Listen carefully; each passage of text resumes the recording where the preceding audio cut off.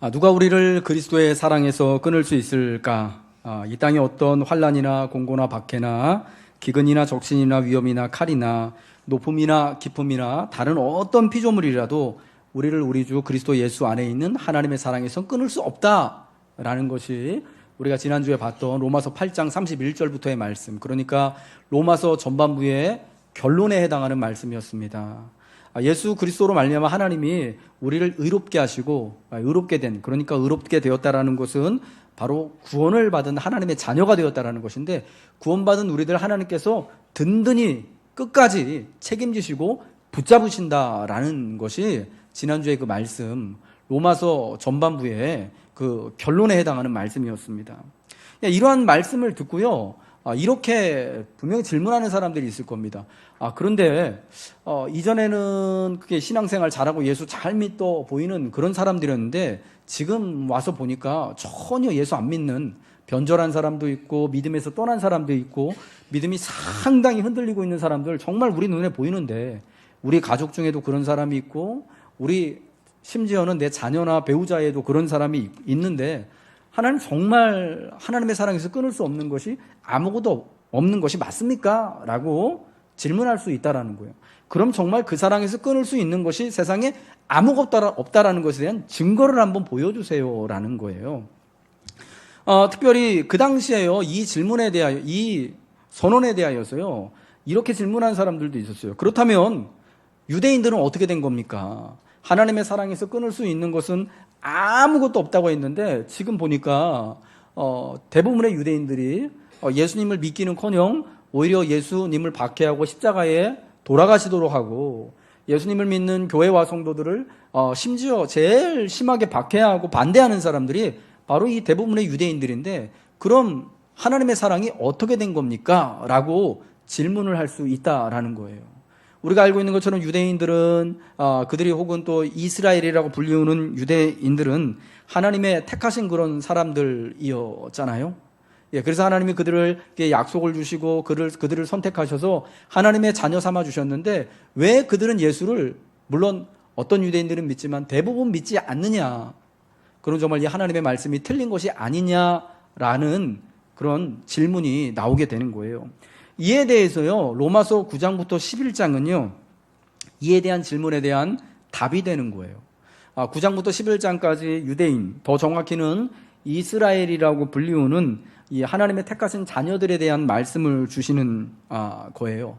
그래서 이 결론적인 거는 뭐냐면, 하나님께서 택하신 유대인들, 이스라엘이라 불리우는 하나님의 백성들을 그래 정말 끝까지 붙들고 지키신다. 하나님의 사랑은 정말 이 이스라엘을 통하여서 보더라도 변함이 없는 거다라는 것을 증명해 주는 것이 로마서 9장부터 11장까지 이스라엘에 관한 그들의 선택과 구원에 관한 말씀이다라는 것입니다.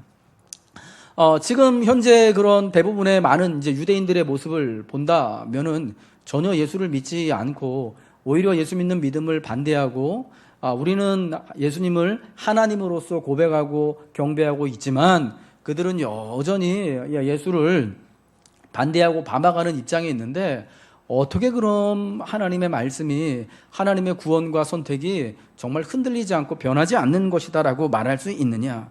하나님의 말씀이 틀린 거 아니냐라는 질문에 대하여서요, 바로 그 질문에 대한 오늘 본문의 결론적인 말씀이요, 6절에 해주고 있어요. 그러나 하나님의 말씀이 폐하여진 것 같지 않도다. 하나님의 말씀은 그러나 이러한 상황에도 불구하고 하나님이 약속대로 선택받은 이스라엘 중에, 유대인이라고 불리우는 이스라엘 중에 상당히 많은 사람들이 여전히 예수를 반대하고 또 예수를 비난하는 가운데 있지만, 그럼에도 불구하고 하나님의 말씀은 폐하여지지 않았다라고 말합니다. 여러분, 그러면서 그 증거로서 무엇을 이야기하냐면, 이스라엘에게서 난 자들이 다 이스라엘이 아니라는 거예요.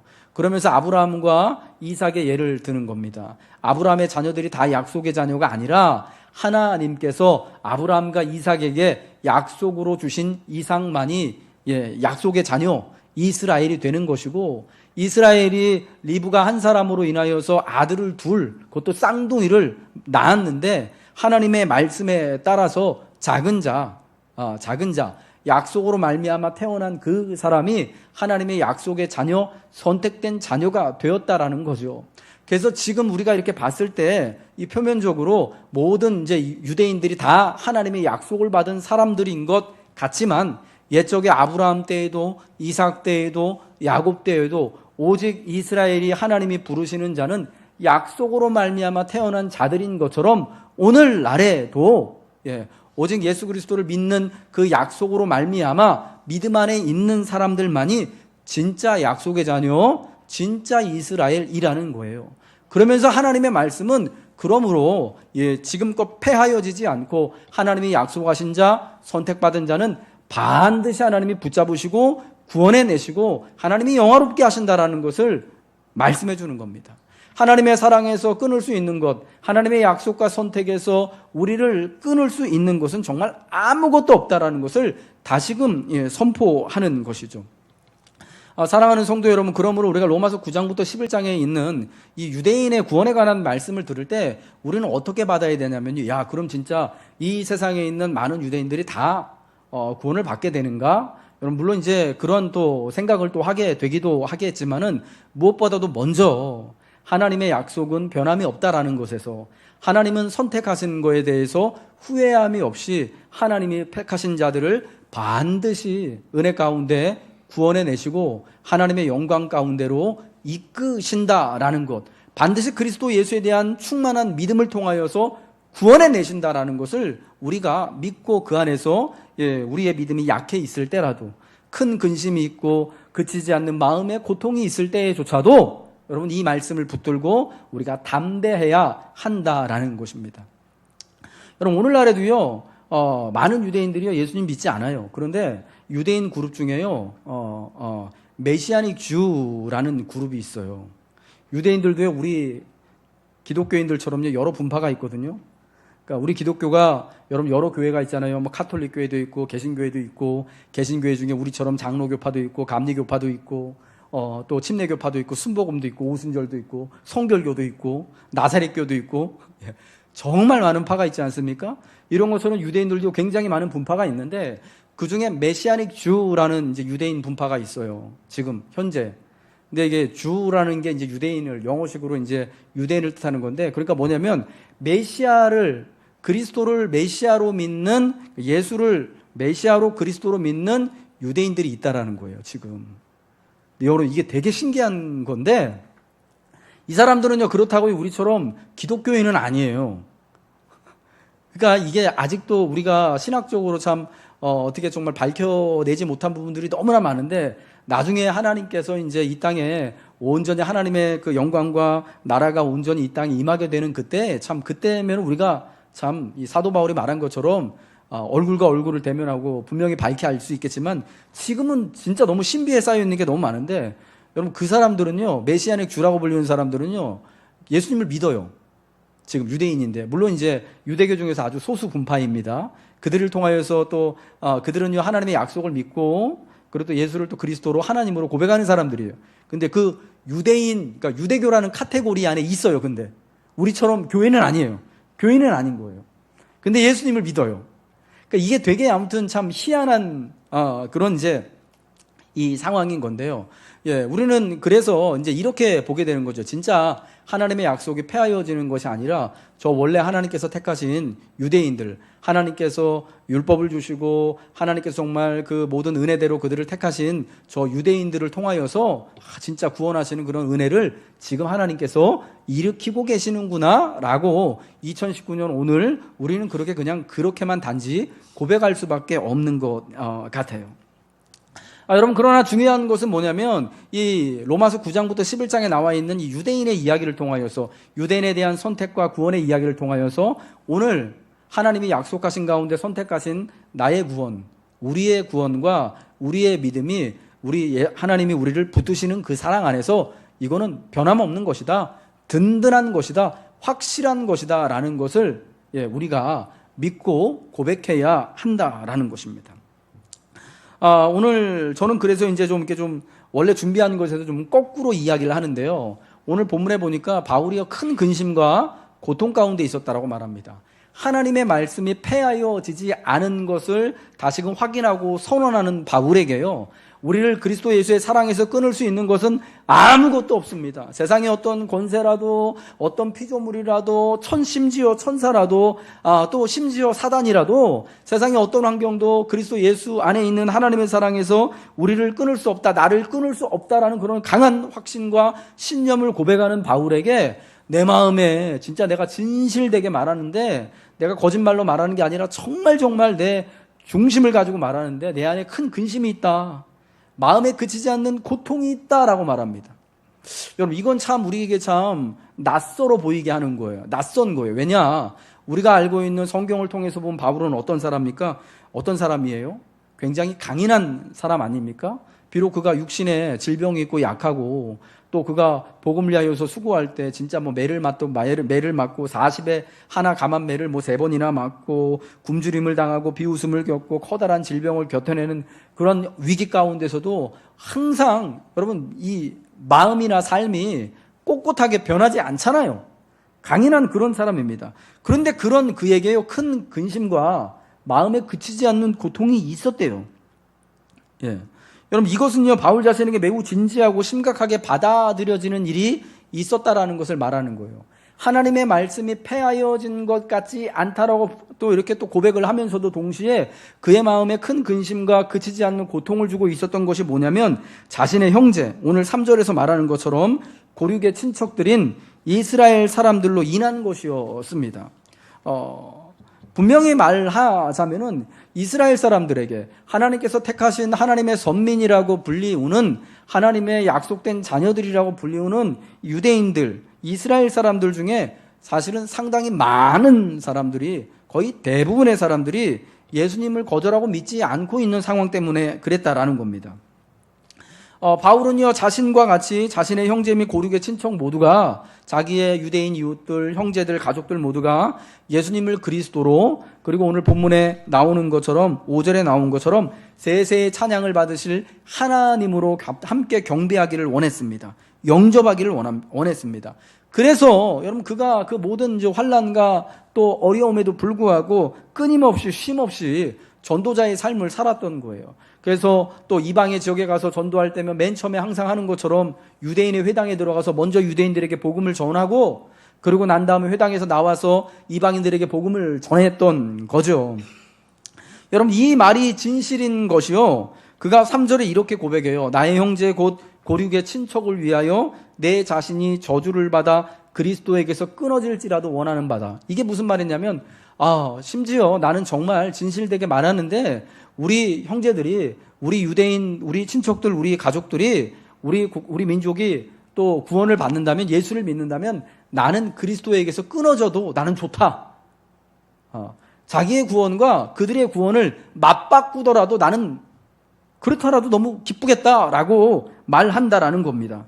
그들이 구원을 받을 수만 있다면 자기는 어떻게 돼도 상관없다라는, 그만큼 여러분 그렇게 원하고 바란다라는 거 아니겠습니까? 나의 구원뿐만 아니라 나만 혼자 믿음을 갖고 나만 혼자 구원받는 것, 개인적인 어떤 구원과 믿음뿐만 아니라 사실은 자신을 버린 가족들이지만, 자신에게 이런 심한 모욕과 멸시와 아픔과 고통과 박해를 준 자기 형제들이고 자기 민족이지만, 그들도 같이 예수를 믿고 그들도 같이 구원을 받기를 원하는, 여러분 이러한 간절한 마음이, 진실된 마음이 거기 중심에 있는 거잖아요. 여러분, 그러니까 그가 큰 근심과 그치지 않는 고통 중에서 자기의 형제, 고륙, 친척들을 위하여서, 그들의 구원을 위하여서 간구하는 마음을 갖게 되는 거예요. 그렇기 때문에 하나님은 바울을 통하여서 수많은 또 영혼들을, 수많은 사람들을, 그들이 이방인이건 또한 유대인이건 간에 하나님께로 또 돌아오게 하는 구원을 또 주시는 그러한 은혜를 베푸셨다라고 생각합니다. 고린도후서 7장 10절의 말씀에 이런 말씀이 있습니다. 하나님의 뜻대로 하는 근심은 후회할 것이 없는 구원에 이르게 하는 회개를 이루는 것이고, 세상 근심은 사망을 이룬다.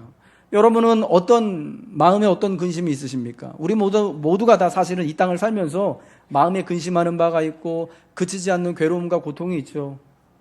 자녀들 때문에, 그리고 우리 또 먹고 사는 문제 때문에, 돈 문제 때문에, 집 문제 때문에, 또 내년 봄이면은 또 이사 가야 되는데 어디로 가야 되나? 요즘에 또 집값이 또 들썩들썩 한다고 그러더라고요. 내가 내년쯤 되면은 또 이제 뭐 40대 후반이 넘어가서 이제 조금 있으면은 또 회사에서 명퇴 소식이 들려올지도 모르는데, 그럼 그 다음에는 무슨 일 해야 되나? 커피숍 차려야 되나? 치킨집 해야 되나? 내가 뭐 해야 되나? 아니면 진짜 나가서 진짜 밤에 요즘 아빠들이 많이 하는 거 있대요. 투잡을 뛰기도 하시고, 그리고 이제 퇴사하신 다음에 또 특별하게 할 일이 없으니까 뭐 하냐면은 택배 일을 하시든지 아니면 대리기사 일들, 예, 투잡으로 하시는 분들 많고요. 뭐 이렇게 또 아르바이트 삼아서, 아니면 퇴직 후에 할 것이 없어가지고 대리기사 일들 힘들게 새벽같이 하시는 분들, 여러분 너무 많아요. 여러분 이런 것들이 다 사실은 다 우리 근심이고 고통거리잖아요. 사는 게 자체가. 여러분 지금 이 말씀이 뭐냐면은요, 우리가 그런 세상 근심, 먹고 사는 거에 대해서, 사는 거에 대해서 근심하는 게 믿음 없는 거다라고 얘기하는 게 아니에요. 여러분 잘 이해하세요. 예. 우리 예수님도요, 우리가 근심하고 걱정할 때마다 하나님 아버지께 간구하라고 하셨어요. 예, 기도해라. 그러면 하나님께서 야, 너희 구할 모든 것을 더하여 주실 거야 라고 말씀하셨어요. 그 말은 뭡니까? 우리의 삶에 대해서 우리가 고통받고 안쓰러워하고 우리가 근심하고 괴로워하는 그 문제들에 대해서 주님께서 다 이해한다라는 거잖아요. 그러니까 여러분, 내 마음속에 삶에 대하여서, 때로는 자녀에 대해서, 먹는 것 때문에, 직장 문제 때문에, 재정 문제 때문에, 가정 문제 때문에, 집 문제 때문에, 또 때로는 사람 때문에 아프고 괴로운 게요, 믿음 없고 불신앙적인, 이게 있으면 다 사망을 이루는 거구나 라고 말씀하지만, 진짜 여러분 이것도 말을 잘해야 되는데, 진짜 뭐 그런 근심하는 게요, 아주 진짜 저 사람 믿음 하나도 없어, 나는 그런 근심 하나도 없는데, 이렇게 말하면 안 된다라는 거예요. 여러분, 그러나 이 말씀을 고린도후서 7장 10절에서 이런 말씀을 하는 이유는 뭐냐? 우리가 세상에 대하여서 근심하는 것만큼, 아니면은 적어도 그 이상으로 우리의 믿음에 대해서, 구원에 대하여서, 내 개인적인 믿음과 구원뿐만 아니라 우리 이웃과 형제와 지체와 가족과, 심지어 더 나아가서 이 시대의 구원과 믿음을 위하여서 우리가 근심하고 회개에 이를 수 있어야 한다라는 것을 말하는 거예요. 우리가 근심하고 끊이지 않고 그치지 않는 고통이 단지 먹고 사는 문제에만 그쳐서는 안 되고, 물론 그것도 같이 아파하고 같이 괴로워하고 기도해야겠지만, 그러나 정말 근심하고 또 그치지 않는 고통 중에 계속해서 신경 써야 하는 건 뭐냐면 바로 믿음과 구원의 문제다라는 거예요. 여러분, 그 말씀을 하기 위해서 세상 근심은 사망을 이룬다. 그러나 하나님의 뜻대로 하는 근심은 우리를 회개케 하게 하여서 구원을 주신다라고 말씀하신다라는 겁니다. 여러분, 이 말씀을 잘못 들으면 진짜 목사님 말이 근심하면 다 나쁜 거라 그랬는데, 근심하면 사망에 이르니까 근심하면 믿음이 없는 거야? 그러니까 안 돼, 우리 걱정하지 말자. 여러분, 걱정하지 말자라고 해서 걱정이 안 되는 거 아니잖아요. 그렇죠? 다시는 나는 이제 걱정하지 않기로 결단했어 한다고 여러분 뭐 그 고통이 끊어지고 근심이 없어지고 그러지 않죠. 이 말씀 뭐냐면, 그런 근심도 우리 안에 품고 하나님 앞에 기도하고, 또한 믿음과 구원에 대해서 특별히 여러분, 우리 가족들, 바울이 말하는 것처럼 바울이 정말 그 사도도 큰 근심 중에 그치지 않는 고통을 가지고 있었던 그 고통, 우리 형제, 친척, 고륙에 대해서, 이 나라와 민족에 대하여서, 이 시대의 믿음과 구원을 위하여서 크게는 우리가 같이 아파하고 근심하고 고통 중에 간구해야 된다는 거, 고통 중에 우리가 정말 그들의 구원을 위하여서 수고해야 한다라는 것을 말하는 거예요. 여러분, 그러할 때 하나님의 말씀이 폐하여진 것 같지 않게 되는 거예요. 여러분, 바울 같은 사람이 그 자기 형제를 위하여서, 자기 민족을 위해서 큰 근심 중에 그치지 않는 고통을 가지고 수고하고 헌신하는 사람에게는 하나님의 말씀이 폐하여지지 않는 것으로 보이는 거예요. 아멘이시죠? 그러나 여러분, 그렇지 않은 사람에게는요, 하나님 말씀이 저 사람들에게는 이미 다쳤어, 이미 끝난 거야. 유대인들을 보니까 다 하나님도 믿지도 않고 예수님도 믿지도 않는데, 그래 이제 우리한테 다 넘어온 거지. 이방인들에게 복이 다 가고 교회로 그 모든 축복과 약속에 다 넘어온 거지 라고 그냥 이렇게 보이는 거예요. 그러나 하나님의 일을 위하여서 수고하며 근심 가운데 비록 그치지 않는 고통이 있지만, 그러나 또 그들을 위해서 계속해서 믿음과 구원을 위해서 수고하고 분투하는 믿음의 사람들에게는요, 하나님의 말씀이 폐하여지지 않고 여전히 하나님의 말씀이 약속된 대로, 하나님이 선택하시고 부르신 대로 여전히 온전히 이루어지고 있다라는 것입니다. 사랑하는 여러분, 주님께서 우리에게 이런 마음 주시기를 축복합니다.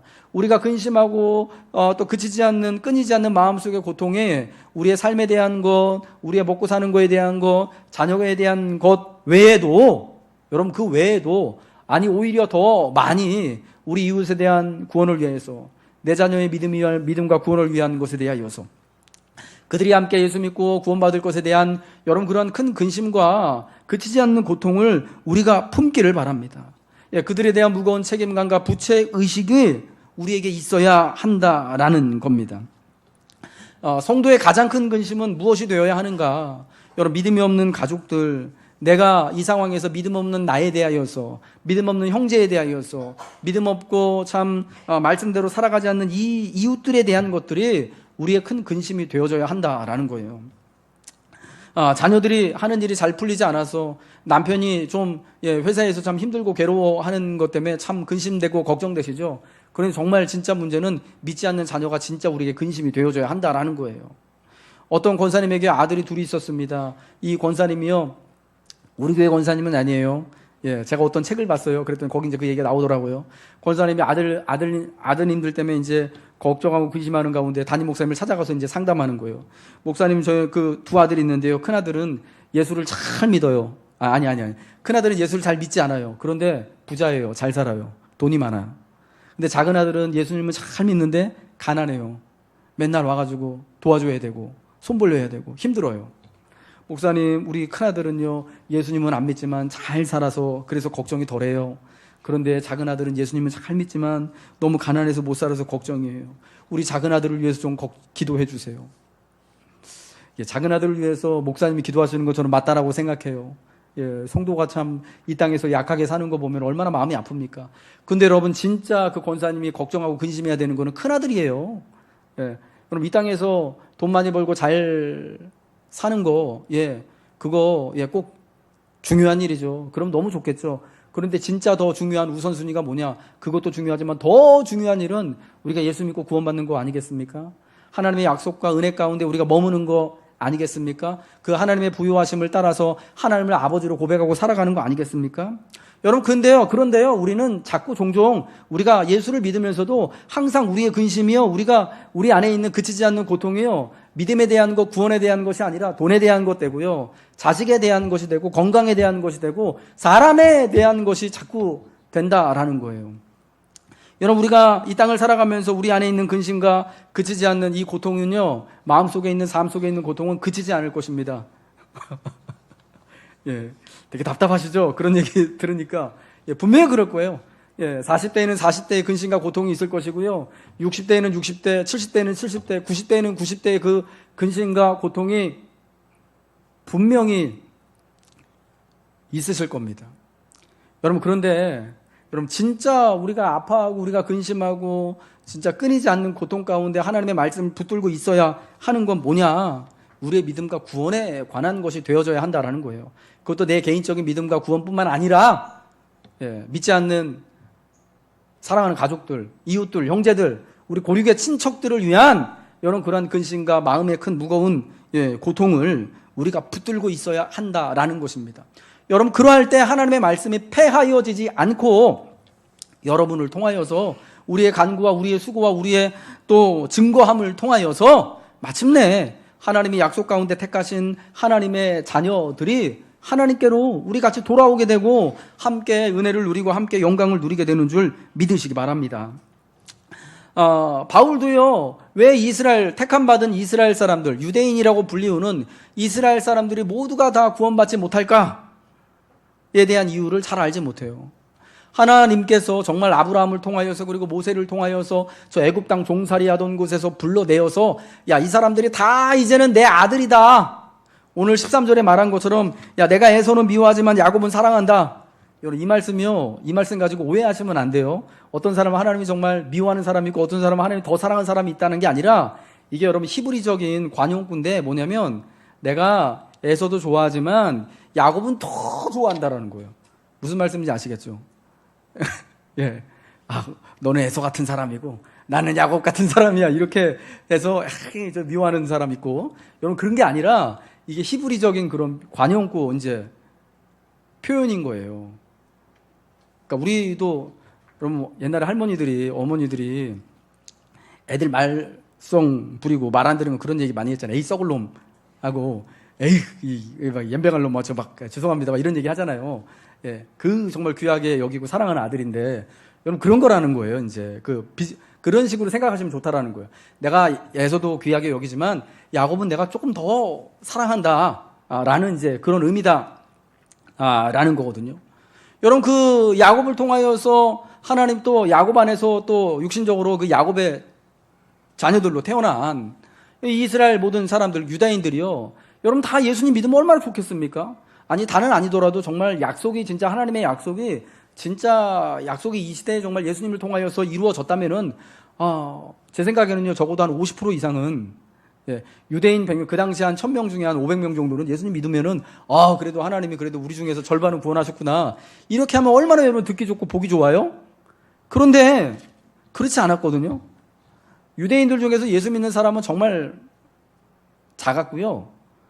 사실은 굉장히 많은 유대인들이 예수님을 믿지 않고 오히려 되게 예수 믿는 그 믿음을 핍박했어요. 예, 자기들하고 믿는 믿음의 방식이 다르다고. 그러니까 이게 되게 무서운 거예요. 똑같이 하나님을 믿어요. 예, 유대인들도요 예수님을요 랍비로, 저분 진짜 우리하고는 비교 안 될 만큼 그런 정말 훌륭하신 분이다라고 알아요. 똑같은 하나님을 믿고 똑같은 하나님의 말씀을 듣습니다. 그런데 왜 그렇게 반대하고 박해하느냐? 방식이 다르다는 거예요. 내가 여태까지 유대교회에서 들어왔고 믿어왔고 배워왔고 예배해왔던 방식하고 예수님을 통해서 믿는 방식하고 너무 다르니까 자기한테 익숙하지 않은 거죠. 그러니까 싫은 거예요. 그러니까 박해하고 거절하고 여러분 그렇게 나가게 되는 거예요. 그러니까 쉽게 말해서 나랑은 뭔가 좀 옷이 안 맞는 것 같아서, 나랑 좀 생각이 다른 것 같아서 그냥 막 반대를 하게 되었던 것입니다. 여러분 이런 상황 가운데서요 바울이 근심할 수밖에 없는 거예요. 하나님 정말 우리에게 이런 약속과 선택을 하나님께서 유대인을 통하여서 하셨다면은 정말 우리 이웃들이, 우리 가족들이 다 예수 믿고 그래야 할 텐데 왜 그러지 않을까?